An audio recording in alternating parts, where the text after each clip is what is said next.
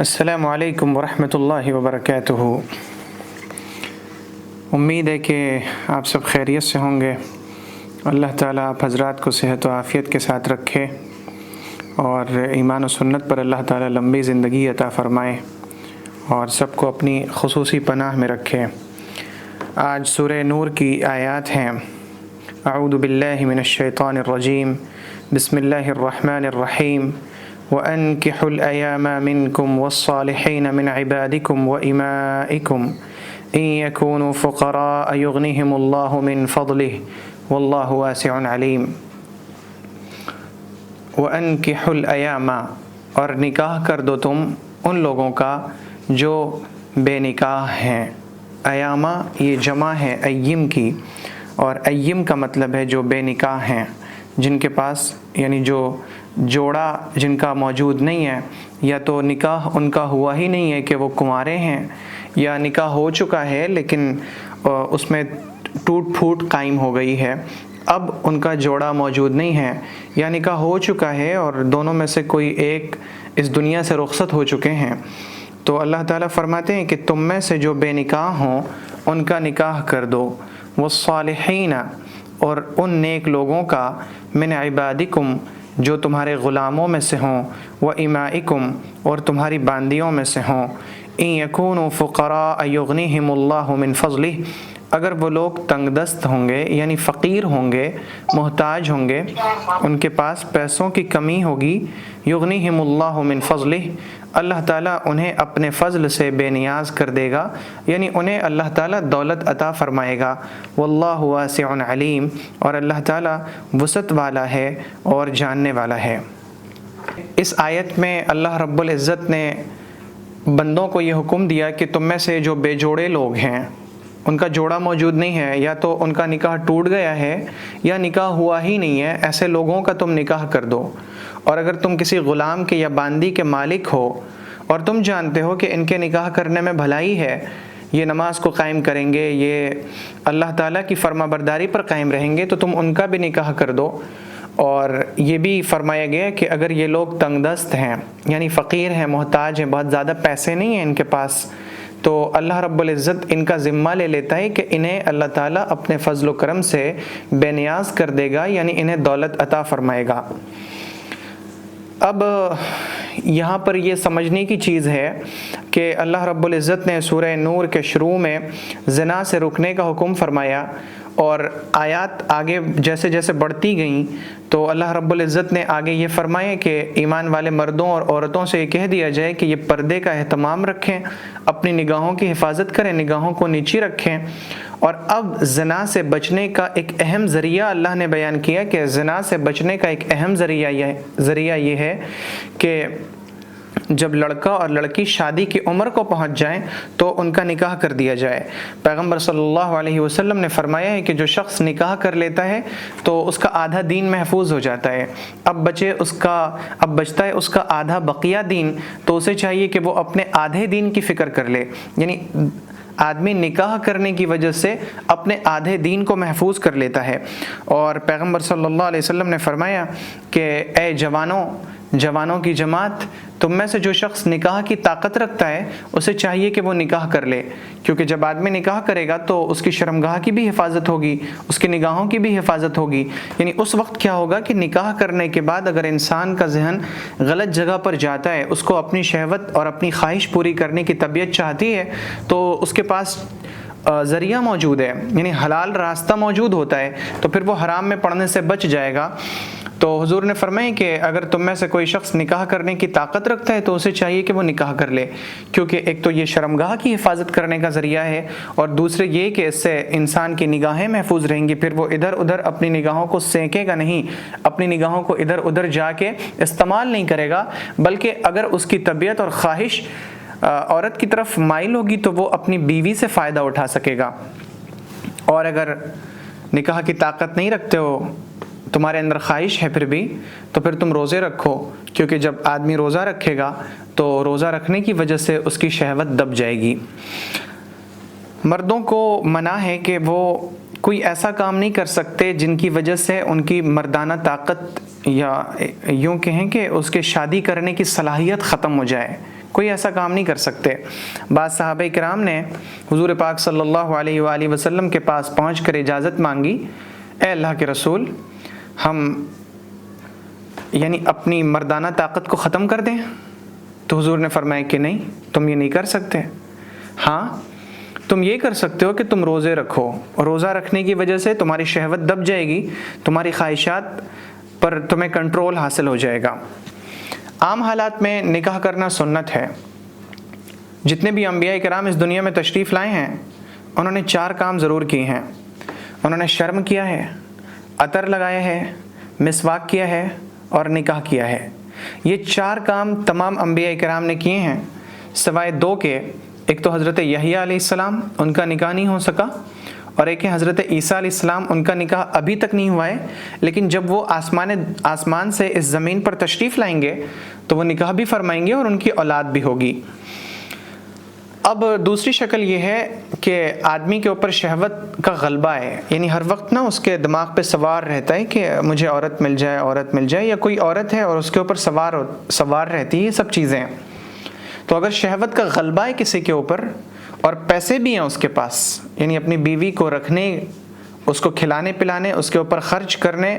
کے پیسے ہیں اس کے پاس، تو اس کے اوپر نکاح کرنا واجب ہے۔ اور اگر پیسے نہیں ہیں، شہوت بہت ہے، خواہش بہت ہے، پیسے نہیں ہیں، یا پیسے تو ہیں لیکن خواہش ہی نہیں ہے، تو پھر اس کے اوپر نکاح کرنا واجب نہیں ہے۔ واجب تب ہے جب آدمی کے اوپر شہوت کا غلبہ بھی ہو اور اس کے پاس پیسے بھی ہوں، تب نکاح کرنا واجب ہو جاتا ہے۔ اب یہ پوری دنیا کے اندر چونکہ شرم بڑا عام چیز ہے، شرم ہمارے اسلامی معاشرے کے اندر شرم کی بڑی اہمیت ہے۔ پیغمبر صلی اللہ علیہ وسلم نے فرمایا کہ اذا لم تستحی فاصنع ما شئت، جب تمہیں شرم و حیا نہ آئے تو تم جو چاہو کرو۔ ظاہر ہے کہ بہت ساری چیزیں ایسی ہوتی ہیں کہ انسان شرم کی وجہ سے اس سے رک جاتا ہے۔ بہت ساری چیزیں ایسی ہیں، اس کا تعلق شریعت سے، دین سے تو بعد میں ہوگا، پہلے اس کا تعلق انسان کے شرم و حیا سے ہوتا ہے۔ تو نکاح کی بات کرنا کوئی بھی کر سکتا ہے، لیکن شرم کی وجہ سے جو لڑکیاں ہوتی ہیں وہ اپنی شادی کے بعد خود سے گھر میں نہیں کر سکتی۔ لڑکے ہوتے ہیں، جوان ہیں بیچارے، اب اپنی ماں کے سامنے یا اپنے باپ کے سامنے کیسے ذکر کریں گے کہ میری شادی کرا دیجیے؟ اور اسے ہمارے یہاں پہ لوگ بے غیرتی بھی کہتے ہیں کہ دیکھو اپنی شادی کی بات خود ہی کر رہا ہے۔ اور اس کی ایک ہمیں مثال ملتی ہے۔ حضرت علی رضی اللہ تعالیٰ عنہ فرماتے ہیں کہ میں ایک ایسا شخص تھا جس کو مزی بہت آتی تھی۔ مزی شرمگاہ سے نکلنے والے اس پانی کو کہتے ہیں جو شہوت اور خواہش کے غلبے میں نکلتی ہے۔ تو حضرت علی فرماتے ہیں کہ مجھے مزی بہت نکلا کرتی تھی، اور مزی نکلنے سے وضو ٹوٹتا ہے۔ حضرت علی کو یہ مسئلہ اس وقت معلوم نہیں تھا، تو وہ فرماتے ہیں کہ میری طبیعت چاہتی تھی کہ میں رسول اللہ سے پوچھوں صلی اللہ علیہ وسلم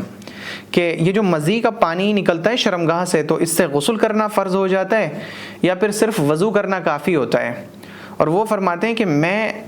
غسل کر کر کے پریشان ہو گیا تھا، جیسے مزی نکلتی تھی میں غسل کرتا تھا، مزی نکلتی تھی غسل کرتا تھا، میری طبیعت خراب ہونے لگی، تو میں نے مقداد ابن اسود کو حکم دیا کہ تم جا کے رسول اللہ سے یہ مسئلہ معلوم کرو، مجھے تو شرم آتی ہے کیونکہ میں حضور کا داماد ہوں۔ اب داماد بہت ساری بات اپنے سسر کے سامنے نہیں کر سکتا، بہو بہت ساری بات اپنے سسر کے سامنے نہیں کر سکتی، یہ شرم و حیا کے تقاضے کے خلاف ہوتی ہے۔ تو نکاح کی بات تو مقداد ابن اسود نے حضور پاک صلی اللہ علیہ وسلم سے پوچھا، اے اللہ کے رسول، اگر کسی شخص کو مزی آ جائے تو اس کا کیا حکم ہے؟ حضور نے فرمایا کہ اس سے صرف وضو ٹوٹتا ہے، اسے چاہیے کہ وہ شرمگاہ کو دھل لے اور وضو کر لے، یہ اس کے لیے کافی ہے۔ تو عورتیں، لڑکیاں شرم و حیا کی وجہ سے اپنی نکاح کی بات نہیں کر سکتی، تو اللہ تعالیٰ نے ایک نئے انداز میں فرمایا وَأَنكِحُوا الْأَيَامَ مِنكُمْ، تم میں سے جو بے جوڑے ان کا نکاح تم کرا دو۔ یہ نہیں کہا کہ تم ان سے نکاح کی بات کرو یا انہیں چاہیے کہ وہ نکاح کی بات اپنے گھر میں کریں، یہ نہیں فرمایا گیا کہ ان کا نکاح تم کرا دو۔ وَالصَّالِحِينَ مِنْ عِبَادِكُمْ وَإِمَائِكُمْ، اور تمہارے غلاموں اور باندیوں میں سے جو نیک ہیں ان کا نکاح کرا دو۔ اب نکاح کے لیے سب سے اہم چیز یہ ہے کہ آپ جہاں پر رشتہ دیکھتے ہیں وہاں پر دین اور اخلاق درست ہو۔ پیغمبر صلی اللہ علیہ وسلم نے فرمایا کہ جس کے دین اور اخلاق سے تم راضی ہو جاؤ تو تم شادی کر دو، اور اگر تم ایسا نہیں کرو گے تو زمین میں بہت بڑا فساد ظاہر ہو جائے گا۔ اسی طرح سے پیغمبر صلی اللہ علیہ وسلم نے فرمائی کہ عورت سے شادی 4 وجہ سے کی جاتی ہے. 4 چیزیں نکاح کی وجہ بنتی ہیں. پہلی چیز ہے عورت کا حسن و جمال. لوگ نکاح کرتے ہیں کسی لڑکی سے حسن کی وجہ سے، جمال کی وجہ سے. بہت سی مرتبہ نکاح کی جاتی ہے اس کے مال کی وجہ سے، اس کے پاس دولت بہت ہے، سسر کی دولت ہمیں مل جائے گی. اور کیسے ملے گی کہ وہ سسر کی دولت میری بیوی کو ملے گی اور بیوی کی دولت تو اپنی دولت ہے. بہت سی مرتبہ لڑکی سے نکاح کی جاتی ہے اس کے مرتبہ کی وجہ سے کہ اس کی عزت بہت ہے، شہرت بہت ہے، اس کا درجہ بہت بلند ہے، منصب ہیں، بڑے لوگ ہیں، اس لیے نکاح کیا جاتا ہے. اور بہت سی مرتبہ نکاح کیا جاتا ہے دین کی وجہ سے. پیغمبر صلی اللہ علیہ وسلم نے فرمایا کہ تم دین کی وجہ سے کامیابی حاصل کرو اور اللہ تعالیٰ تمہیں سمجھ عطا فرمائے کہ تمہیں دین کو ترجیح کی وجہ بنانی چاہیے، یعنی تمہیں دین کو پرائرٹی دینی چاہیے، دین کی وجہ سے نکاح کرو. تو نکاح یہ برکت کا ذریعہ ہے. اللہ رب العزت فرماتے ہیں ان یکونوا فقراء یغنیہم اللہ من فضلہ، کہ جن لوگوں کے نکاح کرائے جا رہے ہیں اگر یہ غریب ہیں، فقیر ہیں، محتاج ہیں اور ان کا نکاح ہو جائے اللہ رب العزت ان کا ذمہ لے لیتا ہے. 3 لوگ ایسے ہیں کہ اللہ رب العزت نے ذمہ لے لیا ہے کہ ان کو غنی کر دے گا، بے نیاز کر دے گا. ایک تو وہ غلام جس کے مالک نے کہا کہ تم مجھے اتنے پیسے دو تو میں تمہیں آزاد کر دوں گا، اور پھر وہ اس پیسے کے لیے کماتا ہے، تو اللہ رب العزت پر حق ہے کہ اللہ تعالیٰ اسے دولت عطا فرمائے تاکہ وہ اپنی دولت دے کے اور مالک سے اپنی آزادی کو حاصل کر سکے. ایک شخص یہ. دوسرا شخص وہ جو نکاح کر لے اس امید پر، اس یقین کے ساتھ کہ اللہ تعالیٰ مجھے دولت مند کر دے گا، تو اللہ نے ذمہ لے لیا ہے کہ اللہ رب العزت اسے دولت مند کر دے گا لیکن نکاح سے اس کی نیت پاک دامنی کی ہو تب. اور تیسرا شخص ہے وہ مجاہد جو اللہ کی راہ میں جہاد کرنے کے لیے نکلا لیکن اس کے پاس پیسے نہیں تھے، تو وہ بڑا فکر مند تھا. اللہ رب العزت نے اپنے ذمے لے لیا ہے کہ اللہ تعالیٰ اسے بے نیاز کر دے گا، یعنی اسے دولت مند بنا دے گا. اب یہاں پہ ایک چیز غور کرنے کی ہے کہ ہمارے معاشرے میں جو چل رہا ہے وہ یہ کہ ہم جب رشتے دیکھتے ہیں تو ہمارا زیادہ تر وقت اس میں ضائع ہو جاتا ہے کہ اچھا نہیں بلکہ اس سے بھی اچھا، خوب سے خوب تر، ہم بہت زیادہ بہتر کی تلاش میں وقت کو ضائع کرتے ہیں. اور میں ایسی بہت سی لڑکیوں کے کیسز کو، معاملات کو جانتا ہوں کہ جب شادی کی مناسب عمر تھی تو بڑے اچھے رشتے آتے تھے اور اچھے رشتوں کو گھر والوں نے ریجیکٹ کر دیا صرف اس لیے کہ اس سے بھی اچھا چاہیے، اس سے بھی اچھا چاہیے، اس سے بھی اچھا چاہیے، اور خوب سے خوب تر کی تلاش میں انہوں نے وقت اتنا ضائع کیا. اب عمر نکل چکی ہے شادی کی، اب پہلے جو رشتے آ رہے تھے اب اس سے خراب رشتے آتے ہیں اور یا تو پھر آتے ہی نہیں ہیں. ایک شخص تھا، اس کی ایک بیٹی تھی اور اس بیٹی کا رشتہ بہت آیا کرتا تھا، لیکن والد تھا کہ وہ ہمیشہ یہی کہہ کر رشتے کو ٹال دیتا تھا کہ اس سے بھی بہتر رشتہ چاہیے، اس سے بھی بہتر رشتہ چاہیے، اس سے اچھا رشتہ چاہیے. خوب سے خوب تر کی تلاش میں وہ وقت ضائع کرتا چلا گیا، یہاں تک کہ لڑکی کی بہت ساری عمر اسی میں نکل گئی. آخرکار جب وہ 35 سے 40 کے درمیان کو پہنچی تو ایک دن بیمار ہوئی اور اس کی بیماری لمبی ہوتی چلی گئی. جب وہ کافی حد تک بیمار ہو گئی اور ایسا لگا کہ اب وہ موت کے بالکل قریب ہے تو اس نے اپنے والد کو بلایا، اپنے سرہانے بٹھایا اور اپنے والد سے کہا کہ ابا جان آپ آمین کہیے. تو اس نے کہا آمین، اور پوچھا کہ بیٹی یہ کیا بات ہوئی کہ تم مجھ سے آمین کہلوا رہی ہو؟ اس نے کہا کہ ابا جان آپ ایک مرتبہ پھر سے آمین کہیے. تو اس نے کہا آمین. پھر کہا کہ ابا جان ایک مرتبہ پھر سے آمین کہیے. اس نے کہا آمین. تو اس نے وجہ پوچھی کہ بچی تم مجھ سے آمین کیوں کہلوا رہی ہو؟ تو اس لڑکی نے جو بستر مرگ پر تھی، جو ابھی مرنے والی تھی، اس نے کہا کہ ابا جان میں اللہ تعالیٰ سے دعا کر رہی ہوں کہ جس طرح آپ نے مجھ پر شادی کو اور شوہر کو حرام کر دیا، اللہ سے میری یہ دعا ہے کہ اللہ تعالیٰ آپ پر جنت کو ایسے ہی حرام کر دے، اور آپ نے اس پر آمین کہی ہے. اور یہ کہتے ہی اس لڑکی کی روح نکل گئی. ظاہر سی بات ہے کہ ایک باپ نے جب اپنی بیٹی کے اوپر شادی کے حلال رشتے کو حرام کر دیا تو اس کی بیٹی مرتے وقت اسے دعا دے کر تو نہیں جائے گی نا، اسے ظاہر سی بات ہے کہ بد دعا دے کر جائے گی. اور ایسا ہی ہوا کہ جب وہ مرنے لگی تو وہ اپنے باپ کو دعا نہیں دیتی ہے بلکہ بد دعا دیتی ہے کہ جیسے میرے باپ نے مجھ پر نکاح کو، شوہر کو، شادی کو حرام کر دیا، نہیں کرنے دیا، وہ خوب سے خوب تر کی تلاش میں وقت کو ضائع کرتا رہا، میں بھی یہی دعا کرتی ہوں کہ اللہ تعالیٰ میرے باپ پر جنت کو حرام کر دے۔ ہماری کوشش ہونی چاہیے کہ ہم جب بھی رشتہ تلاش کریں تو اس میں وجہ مال نہ ہو، وجہ دولت نہ ہو، وجہ منصب خوبصورتی نہ ہو، وجہ جو چیز بن رہی ہو وہ دین بن رہا ہو۔ وَلْيَسْتَعْفِفِ الَّذِينَ لَا يَجِدُونَ نِكَاحًا حَتَّى يُغْنِيَهُمُ اللَّهُ مِنْ فَضْلِهِ، اور چاہیے کہ وہ لوگ اپنے جذبات پہ قابو رکھیں جو نکاح کی قدرت نہیں رکھتے ہیں یہاں تک کہ انہیں اللہ تعالیٰ اپنے فضل سے بے نیاز کر دے۔ یعنی جن کے پاس نکاح کرنے کی خواہش ہے، نکاح انہیں کرنا ہے، لیکن ان کے پاس نکاح کرنے کے لیے نا پیسے نہیں ہیں، وہ نکاح تو کر لیں گے لیکن جو بیوی کے حقوق واجب ہوتے ہیں، 3 حق ایسا ہے جس کا تعلق مال سے ہے۔ ایک تو مہر دینا، مہر کے پیسے نہیں ہیں۔ دوسری چیز ہے نفقہ، بیوی کے اوپر خرچ کرنا، بیوی آ جائے گی تو کھلانا تو ہے اس کی دیگر ضروریات ہیں، اس کے میک اپ کا سامان ہے اور اس کے کپڑے لتے ہیں، یہ ساری چیزیں اس کا تعلق مال سے ہے۔ اسی طرح رہائش، وہ آئے گی تو اب خرچ بھی تو بڑھے گا، اور ایک ظاہر سی بات ہے کہ پورا سسٹم چلے گا اس کے آنے کے بعد سے، تو اس سسٹم کو اگر ہم افورڈ نہیں کر سکتے، ہمارے پاس پیسے نہیں ہیں اتنے، اللہ تعالیٰ فرماتے ہیں کہ ان کو بھی گناہ کی اجازت نہیں ہے۔ یہ لوگ اپنے جذبات پہ قابو رکھیں، ہم انہیں اپنے فضل سے بے نیاز کر دیں گے، اور جب ہم ان پر اپنا فضل فرمائیں گے اور ان کے پاس دولت ہو جائے گی، اگر یہ نکاح کا ارادہ رکھتے ہیں اور پھر کمائیں گے تو انشاءاللہ برکت بہت ہوگی، اور جب برکت ہوگی پھر ان کے پاس پیسے ہوں گے تو پھر تب یہ نکاح کر لیں، گناہ کی اجازت پھر بھی نہیں ہے۔ اب آگے کچھ آیتیں ہیں جس کا تعلق غلام اور باندیوں سے ہے، اسے ہم سرسری طور پہ دیکھتے ہیں کیونکہ اس زمانے میں باندیاں اور غلام ہیں نہیں، لیکن پھر بھی علم، اور وہ بھی وہ علم جو قرآن شریف میں موجود ہو، بہت ضروری ہے۔ چنانچہ ہم ان آیتوں کو دیکھتے ہیں، وَالَّذِينَ يَبْتَغُونَ الْكِتَابَ مِمَّا مَلَكَتْ أَيْمَانُكُمْ فَكَاتِبُوهُمْ۔ آپ یوں سمجھیں کہ پہلے زمانے میں جب غلام اور باندیاں ہوتے تھے تو اس وقت بہت سی مرتبہ ایسا ہوتا تھا کہ مالک یہ کہتا تھا اپنے غلام سے کہ تم مجھے مثلاً 2 لاکھ روپے دے دو تو میں تمہیں آزاد کر دوں گا، اسے کہتے ہیں مکاتبت۔ اور اس غلام کو کہتے ہیں عبد مکاتب۔ اللہ تعالیٰ فرماتا ہے کہ جو لوگ مکاتبت چاہتے ہیں تمہارے غلاموں اور باندیوں میں سے، تو تم ان کو مکاتب بنا دو۔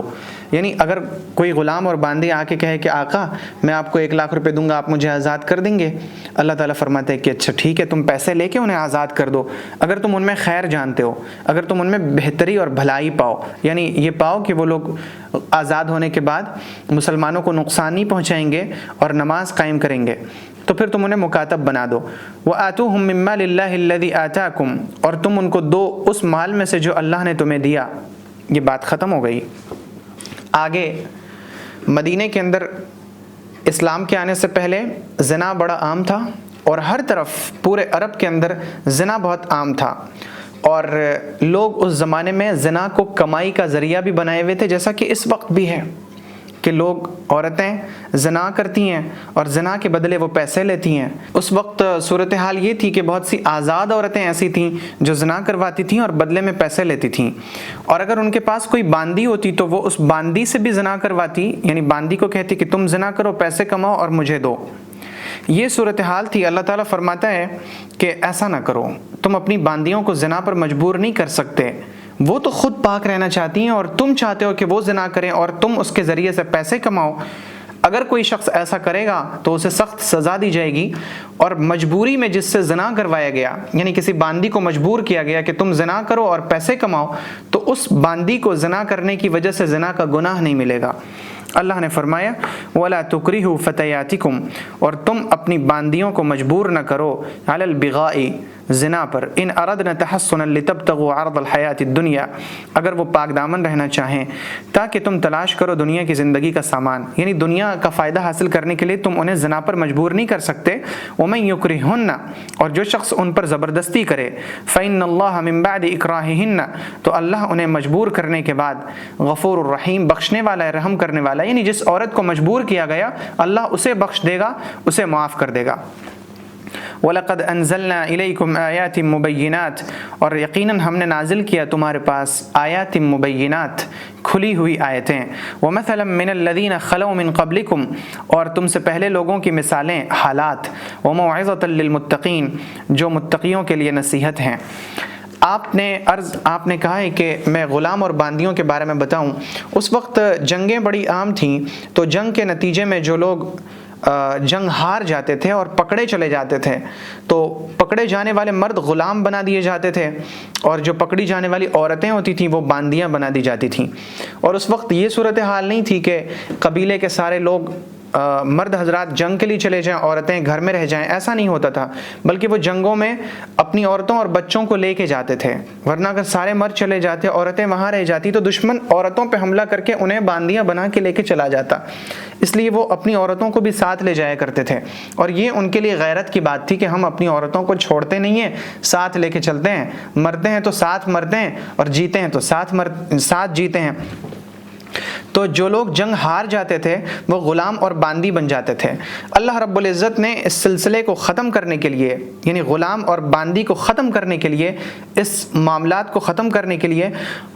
قرآن شریف کے اندر بہت ترغیب دی اہل ایمان کو، بات بات پر یہ کہا کہ تم انہیں آزاد کرو، اور جو آزاد کرے گا اللہ اس کی گردن کو جہنم سے آزاد کرے گا، اور اس طرح کی خوشخبریاں سنائی گئیں، غلاموں اور باندیوں کے ساتھ اچھا سلوک کرنے کا حکم فرمایا گیا،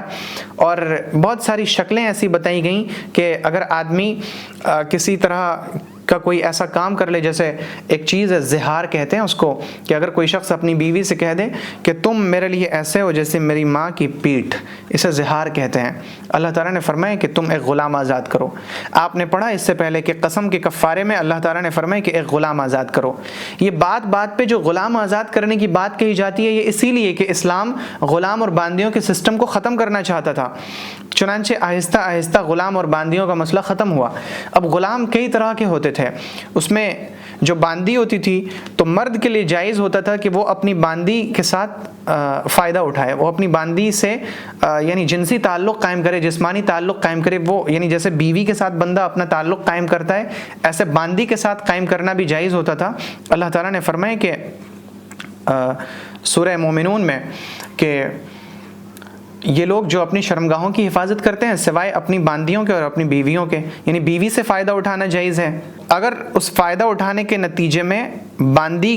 کو بچہ پیدا ہو جائے تو بچہ پیدا ہونے کے بعد آقا یہ کہہ دے کہ ہاں یہ بچہ میرا ہے، تو وہ باندی آزاد ہو جاتی تھی، اسے ام ولد کہتے تھے۔ کچھ غلام ایسے ہوتے تھے جنہیں آقا کہہ دیتے تھے کہ میں مر جاؤں تو تم آزاد ہو جانا، انہیں مدبر کہتے ہیں کہ میں مر جاؤں تو آزاد ہو جانا۔ مجھے جب بھی مدبر کے بارے میں پڑھتے ہیں تو بڑی ہنسی آتی ہے کہ وہ غلام بھی کیسا ہوگا جو آقا کا کام کرتا ہوگا اور دعا کرتا ہوگا کہ اللہ تعالیٰ جلدی سے مار دیجئے اسے تاکہ میں آزاد ہو جاؤں۔ باندی سے نکاح کی ضرورت نہیں ہوتی ہے، باندی سے بغیر نکاح کے فائدہ اٹھا سکتے ہیں، یہ حلال ہے۔ اصل میں ہمارے یہاں چونکہ رواج نہیں ہے، اسی لیے ہمیں تھوڑا سا سننے میں عجیب سا لگ رہا ہے کہ باندی سے کیسے فائدہ اٹھا سکتے ہیں، وہ زنا ہو رہا ہے۔ زنا نہیں ہو رہا ہے، وہ جائز ہے۔ وہ قرآن شریف میں حضور پاک صلی اللہ علیہ وسلم کے پاس 2 باندیاں تھیں، اور آپ کو پتہ ہے کہ حضور صلی اللہ علیہ وسلم کی ایک باندی تھیں ماریہ قبطیہ رضی اللہ عنہا۔ ماریہ قبطیہ کو حبشہ کے بادشاہ نے حضور کے پاس بھیجا تھا باندی کی شکل میں، تو حضرت ماریہ قبطیہ سے حضور صلی اللہ علیہ وسلم نے فائدہ اٹھایا، اور اس کے نتیجے میں انہیں لڑکا پیدا ہوا، حضرت ابراہیم، وہ ماریہ قبطیہ کے پیٹ سے پیدا ہوئے ہیں۔ تو یہ حضور کی بیوی نہیں ہے بلکہ حضور کی باندی ہیں، تو باندیوں سے فائدہ اٹھانا جائز ہوتا تھا۔ تو اب ایک شکل ہوتی تھی غلام کی کہ آقا کہے کہ میں مر جاؤں تو تم آزاد ہو، تو اسے مدبر کہتے ہیں، اور ایک غلام کی شکل ہوتی تھی کہ اسے کہتے تھے کہ تم کچھ پیسے لا کے دو تو ہم تمہیں آزاد کر دیں گے، انہیں مکاتب کہتے ہیں۔ اللہ رب العزت نے اس آیت میں مکاتب کا حکم بیان کیا کہ اگر وہ کہتے ہیں کہ ہمیں مکاتب بنا دو تو آپ انہیں مکاتب بنا دیجئے، اگر آپ اس میں خیر جانتے ہیں۔ خیر یعنی وہ نماز قائم کریں گے، یا اگر وہ کافر ہیں تو آزاد ہونے کے بعد کسی مسلمان کو تکلیف نہیں پہنچائیں گے تو آپ انہیں آزاد کر دیجئے، اور انہیں کچھ مال بھی دیجئے۔ حضرت عبداللہ ابن عمر رضی اللہ تعالیٰ عنہ نے ایک غلام کو 35,000 درہم میں مکاتب بنائے کہ 35,000 لا کے دو پھر ہم تمہیں آزاد کر دیں گے۔ غلام نے کما کے 35,000 روپے لا کے دیے، پھر وہ 30,000 روپے لا کے دیے، 5,000 باقی بچ گیا تو انہوں نے معاف کر دیا کہ اب معاف ہے۔ حضرت عمر رضی اللہ تعالیٰ عنہ جب کسی غلام کو دیکھتے کہ ہاں یہ کمانے والا ہے تو اسے مکاتب بناتے، اور دیکھتے کہ نہیں کمائے گا نہیں، یہ بہت سست ہے یا یہ کمانے کی طاقت نہیں رکھتا تو اسے مکاتب نہیں بناتے۔ وہ کہتے کہ ورنہ یہ نا لوگوں کے عجیب عجیب خبیث مال لا کے ہمیں دے گا، یعنی وہ لوگوں سے مانگتا پھرے گا اور جو پیسے جمع ہوں گے وہ ہمیں لا کے دے گا، تو ہم اسے مکاتب نہیں بنائیں گے۔ بہرحال تو یہ احکام بیان کیے گئے، اور آخر میں کہا گیا کہ آپ کسی کو زنا کے اوپر مجبور نہیں کر سکتے۔ اور آپ نے سنا ہوگا رئیس المنافقین عبداللہ ابن ابی ابن سلول کا نام، جو منافقوں کا سردار تھا، اور اتنا بڑا منافق تھا کہ اس نے مرتے وقت کہا تھا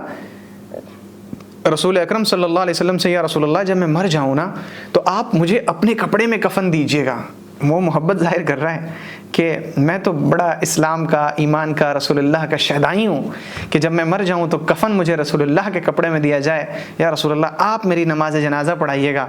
رسول اللہ صلی اللہ علیہ وسلم بھی ایسے حلیم و بردبار تھے، ساری چیزیں سمجھ رہے ہیں، لیکن اس کے باوجود حضور نے اپنا کپڑا دے دیا اور جا کے اس کے جنازے پہ کھڑے ہیں نماز پڑھنے کے لیے۔ حضرت عمر آئے، یا رسول اللہ آپ اس رئیس المنافقین کی نماز جنازہ پڑھیں گے؟ حضور نے فرمایا کہ ہاں پڑھیں گے۔ تو حضرت عمر کو بڑا ناگوار ہوا، حضور نے نماز جنازہ پڑھ لی تو اس کے لیے دعا بھی کی، مغفرت کی۔ اللہ تعالیٰ نے آیت نازل فرمائی کہ آپ ان کی قبر پر کبھی کھڑے مت ہوئیے، اور آپ ان کے لیے 1 مرتبہ استغفار کیجیے یا 70 مرتبہ ان کے لیے معافی مانگیے، اللہ انہیں معاف نہیں کرے گا کیونکہ انہوں نے کفر کیا اور یہ اس حال میں مرے ہیں کہ یہ کافر ہیں، انہیں اللہ معاف نہیں کرے گا۔ تو رئیس المنافقین عبداللہ ابن ابی ابن سلول اپنی باندیوں کو مجبور کیا کرتا تھا کہ تم جا کے زنا کرو، پیسے کماؤ اور لا کے ہمیں دو۔ آیت نازل ہوئی کہ تم ایسا نہیں کر سکتے۔